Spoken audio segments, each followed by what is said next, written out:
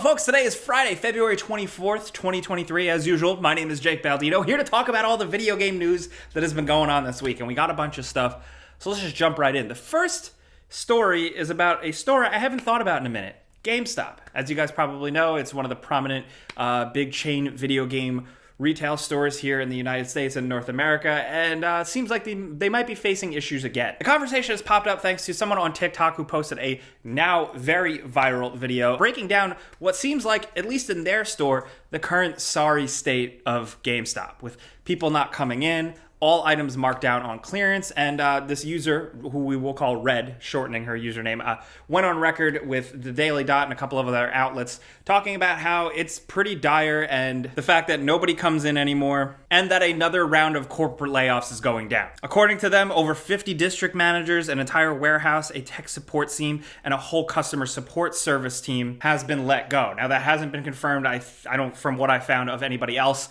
just this user, but it doesn't come as the biggest surprise, but that's also just because I'm biased. I haven't stepped foot in a GameSpot. I'm always going to say GameSpot. It's GameStop. The website is GameSpot. Okay. Actually, the website is gamestop.com. I mean, GameStop.com. Shut up. As you guys know, we've talked about them a lot in the past, with them having big leadership shakeups at the top last year, where it seemed like they were really going to work to kind of change things up, rehabilitate GameStop, with there still being some promise there, and I ultimately still think there is, but as a person who buys games and buys physical games, I haven't felt very enticed to go there. For some people, their options might be limited, but thankfully here on Long Island, we have a lot of local game stores to take advantage of, and even when you're not buying local, I feel like I just tend to go where the deals are. I'm sure you guys probably the same way. If a game pops up a little cheaper somewhere else, you get it. No loyalty, just for the game, not really for the stores. So I'm curious to hear what you guys think about the current possible state of GameStop, not GameSpot, almost said it again. Specifically because I know a lot of people that have worked there many years and still do, and they're good people. It's really just the practices, the business practices, and the leadership at the top that's a problem. So what can GameStop really do? Especially and we're just talking physical, which is don't you feel like we're talking a losing battle sometimes? With the sales of digital rising, they could get their shit together perfectly and it still might not be enough. I don't know, but I think that's a good place to start conversation. So let me know in the comments what you think. I definitely want to hear. But jumping on over to video games selling a lot and how video games are doing well, Elden Ring has officially announced physical and digital sales have topped 20 million units.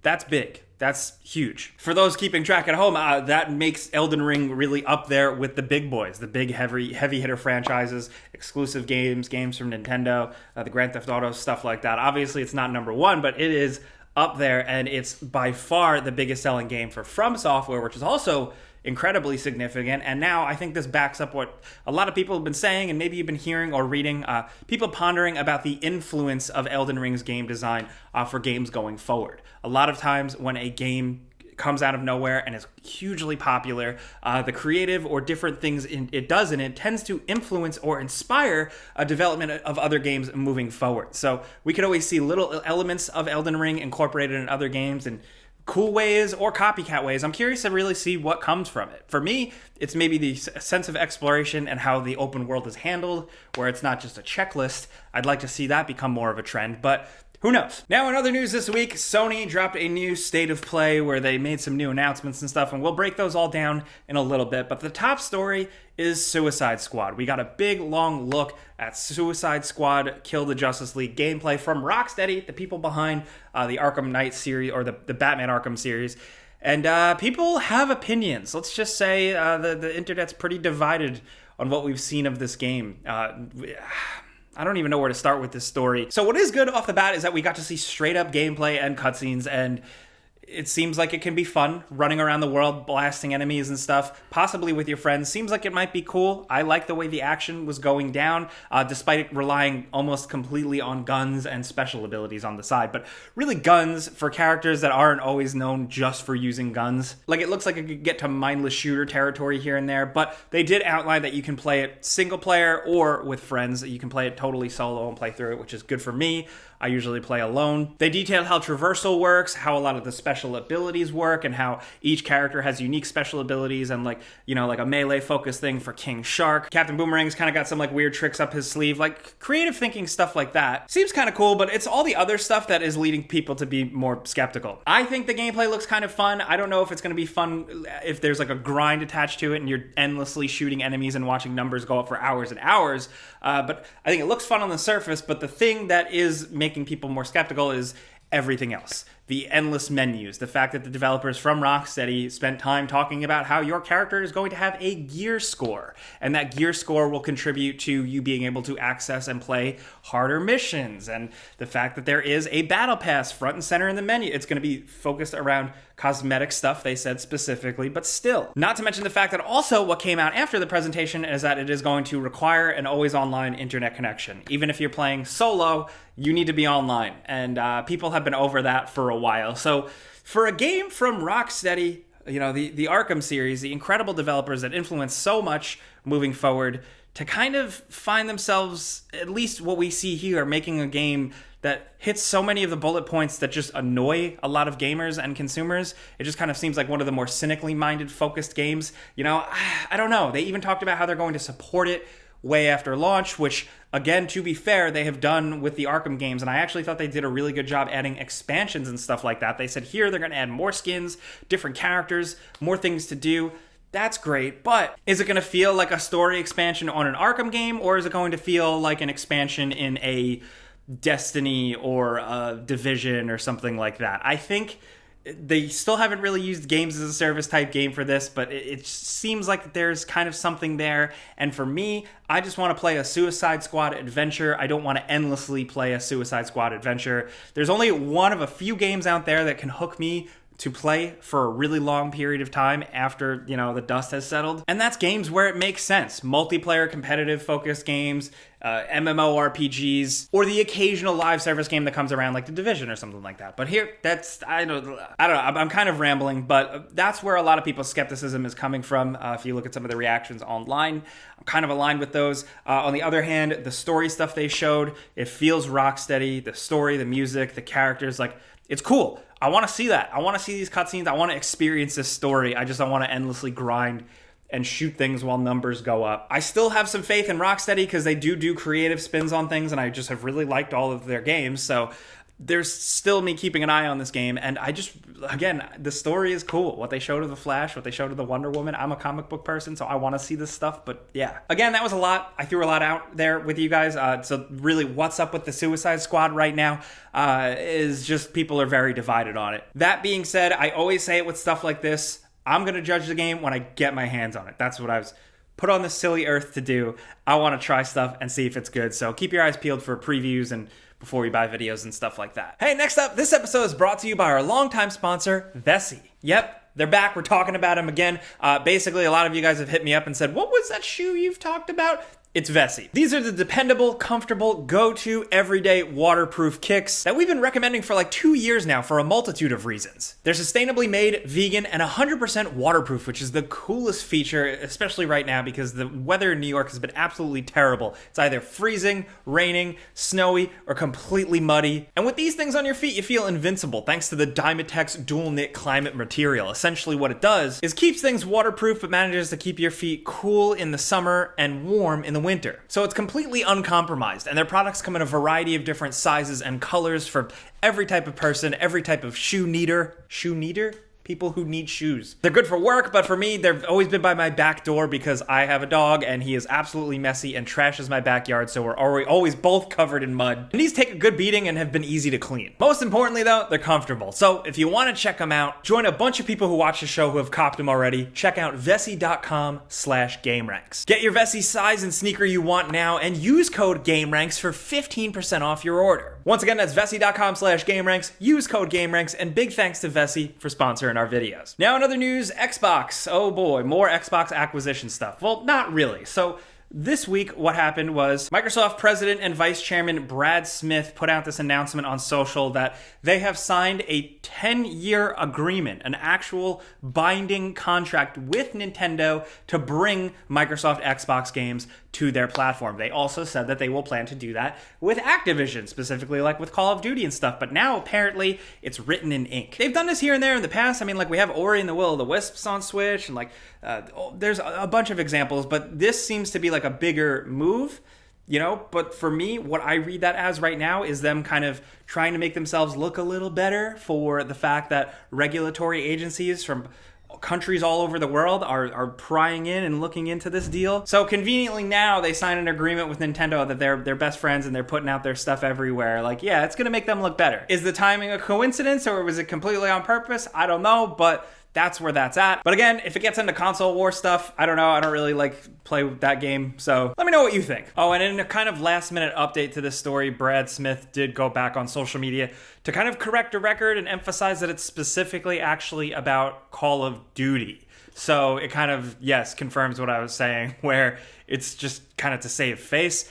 Either way, it's just corpo speak. So what is it going to mean? Who knows? Now, the state of play, the rest of it, I will link everything we talk about, as all the other stories as well, in the description down below. But the state of play brought a couple of things worth mentioning. A couple of little PSVR 2 experiences. I don't mean to say little, but PSVR 2 experiences, sci-fi shooters, one based specifically on an Isaac Asimov book. Also, the fact that Baldur's Gate is launching day and date with the PC version on August 31st. There's going to be a PlayStation 5 version. It's not going to be like an exclusive type thing. They've said we just don't know the Xbox version yet. Also, we got a good, spicy look at Street Fighter 6 gameplay with 3 new character reveals, Lily, and the return of Cammy and Zangief. And Zangief's animations and everything on screen was like really incredible and awesome looking. And then Cammy...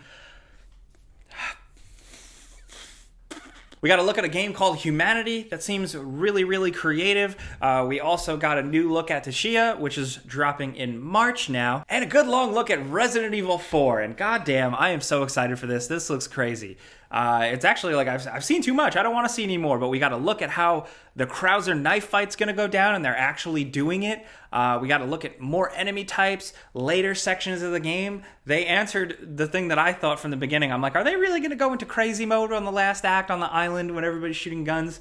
Seems like they're doing it. Along with that, we now also know that a VR mode is in the works, as well as the Mercenaries mode for Resident Evil 4, which is awesome. Third-person Mercenaries mode that's what we needed. Thank you, Capcom. Good job. Also, they announced that a demo experience type thing is coming soon. They've done that with previous games, so expect some sort of fun little demo to try things out that might not actually even connect to the real game. Who knows what they're going to do? Capcom's been wild lately, but I've been digging it. Next up, another thing I wanted to highlight, very important, Assassin's Creed Syndicate has gotten an update. Yes. Actually, Assassin's Creed Syndicate has been updated so that the PS5 backwards compatibility play actually works. There were issues with graphical flickering if you were playing the PlayStation 4 game on a PlayStation 5, and people have been asking for that, and Ubisoft actually finally went in and fixed it. Didn't expect that. Didn't expect them to even touch what I consider to be one of the more underrated Assassin's Creed games, and also kind of like the last gasp of that classic style Assassin's Creed gameplay. But I digress. Very interesting to see. I mean, if a developer will do this, then maybe they'll finally, update Bloodborne or something. Probably not. Wishful thinking. But speaking of Bloodborne, it is worth pointing out that we now have a release month-ish window for Lies of P, that kind of Souls-like style game, but it's like dark and gritty gothic Pinocchio. I am so about this game, even though I know it's beautiful and awesome, and I'm going to be so excited to see it, but I'm going to get my ass kicked and only see the first 2 levels. But hey, either way, we know it's now coming August 2023. Along with that, some cool things worth highlighting this week is, of course, PlayStation VR 2. We're working on a video right now before you buy. That's why the office is kind of a mess.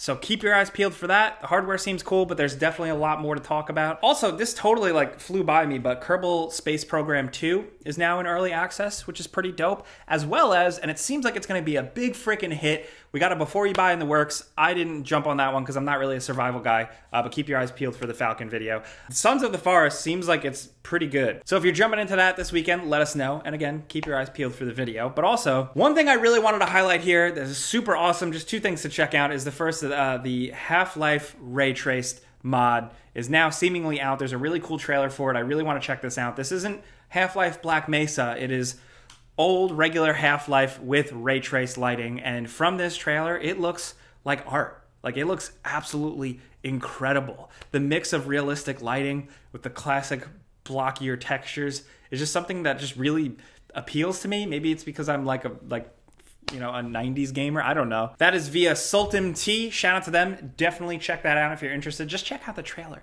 It's so cool. But also, if we're on the subject of Half-Life, I wanted to link this video. This is from Richter Overtime. This is a video breaking down the faces of Half-Life and Half-Life 2. Just like the people behind the actual images of the face, which those faces are burned into my brain after playing it for so long. So it's kind of a cool little watch. The people actually behind the faces aren't that exciting, but I just like when information like this is gathered. So check that out. Next up, let's talk more rumor mill stuff. Take all this with a grain of salt, of course.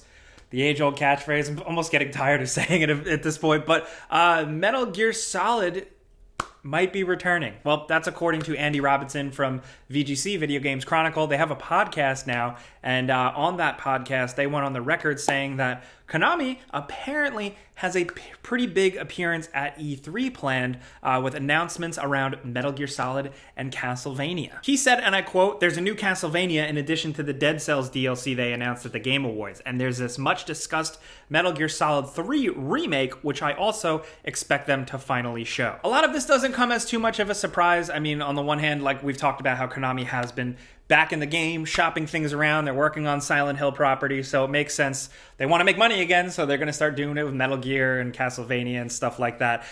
We've also heard a lot about Metal Gear Solid 3 remakes in the past. I mean, that's bubbled up ever since we saw scenes from Metal Gear Solid 3 recreated in the Fox engine for pachinko machines. That's been a thing that's been discussed, and of course we've all heard rumblings, and I've even talked about like a Metal Gear re-release type thing. Andy Robinson clarified that he says he doesn't know where that fits in, like if that's going to be announced soon or anything like that. But the Metal Gear Solid 3 thing, according to him, this Metal Gear Solid 3 remake might serve as like a test bed for making more Metal Gear games. It's an interesting place to start for two reasons. Number one, it's one of the most popular Metal Gear games. It's a lot of people's first entry into the franchise, oddly enough. And also the fact that it starts as its own self-contained, simple story. And canonically, in the timeline, it's the first one. So I don't know. I don't know if it's going to happen. It seems more and more likely. I've heard a million things. We've heard a million things. We talked about this so much. So I don't know. As a diehard Metal Gear fan, I have complicated thoughts on the entire matter. I'm going to spare you guys that. Maybe I'll talk about it on my channel again at some point. But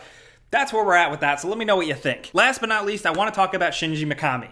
It's officially been announced that he's leaving Tango Gameworks, a studio that he helped found and lead for stuff like The Evil Within, and most recently Ghostwire Tokyo and the really awesome Hi-Fi Rush. He's bowing out. He's a legendary video game developer, one of the minds, one of the people behind stuff like the Resident Evil series up to Vanquish with Platinum Games. His hands have been on a lot of things. His DNA is sprinkled throughout so much of video game history, so I'm excited to see what comes next, if he's going to start another studio or if he's totally just bowing out, retiring. If so, well earned. He did go on social media and say, "Hey everybody, thank you," which is nice. Simple, to the point. The guy's got a legacy. If he stops now, it's fine, but if he makes more, I'd love to see it. But speaking of retiring, I gotta retire now, just for today. That's what we got going on this week. So let me know what you think about all the stories, from Xbox making their games more available on Nintendo platforms, to the State of Play, to Suicide Squad, to a GameStop store. Have you been in one recently? Was that TikTok really telling the truth? Let's talk about any of the news and stuff down in the comments. I definitely want to hear from you guys. And let me know what you're playing. There's a pinned comment. Definitely drop it up there. Just let us know what you've been up to for our research purposes. But that's it. I gotta go back to making a before you buy on the PlayStation VR 2. So I'm Jake Baldino. Find me on YouTube. Look up my name, Jake Baldino. Instagram. Thank you guys for watching. We'll be here next Friday. Pizza's on me. Have a great weekend. I mean it. For real.